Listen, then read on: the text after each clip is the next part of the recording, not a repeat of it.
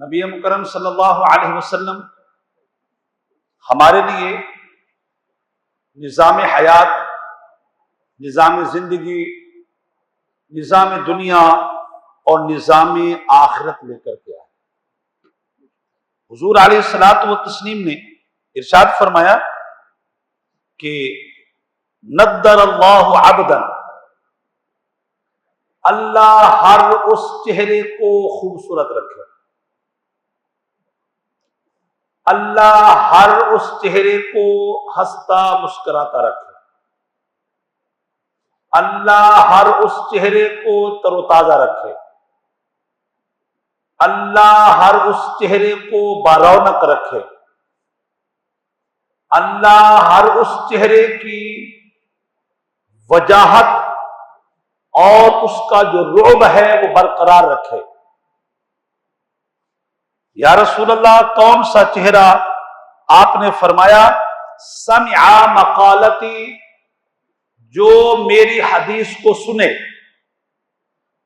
اور فرمایا سمع مقالتی فحافظھا، پھر وہ میری حدیث کو یاد رکھے، ووعاھا، اور اس کی حفاظت کے اور باقی رکھنے کا انتظام کرے، وَأَدَّاهَا، اور یہ پیغام لوگوں تک پہنچائے۔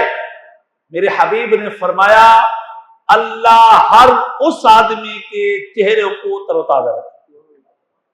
اس میں یہ نہیں ہے کہ وہ مکمل عالم ہے، یہ نہیں ہے کہ وہ درس نظامی پڑھا ہوا ہے، یہ نہیں ہے کہ وہ حافظ ہے، وہ قاری ہے، نہیں۔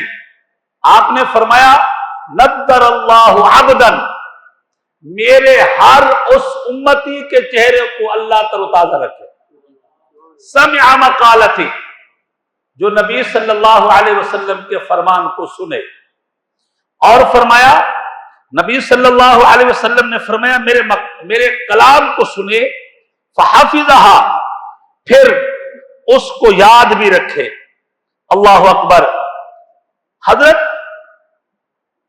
سفیان بن عیینہ تابعی ہیں، اور آپ سے پوچھا گیا کہ آپ یہ ذرا بتائیں،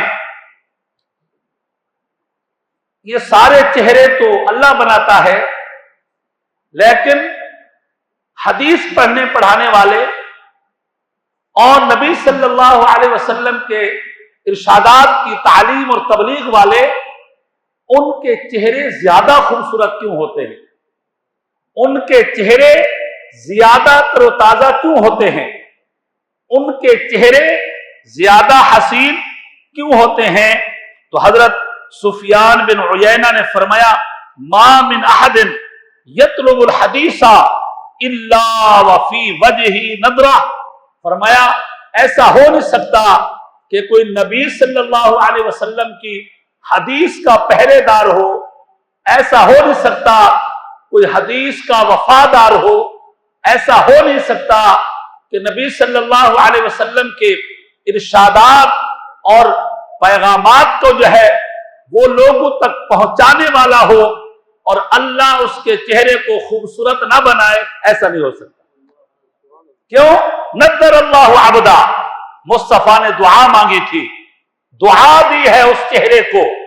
یہ آپ کے لیے بھی ہے، نبی کا فرمان سنے لوگوں تک پہنچائے، ارشاد نبوی سنے لوگوں تک پہنچائے، قرآن کا پیغام سنے لوگوں تک پہنچائے، مصطفیٰ کا ارشاد سنے لوگوں تک پہنچائے۔ اللہ ہماری دنیا کو بھی اچھا فرمائے، آخرت کو بھی اچھا فرمائے۔ السلام علیکم ورحمۃ اللہ۔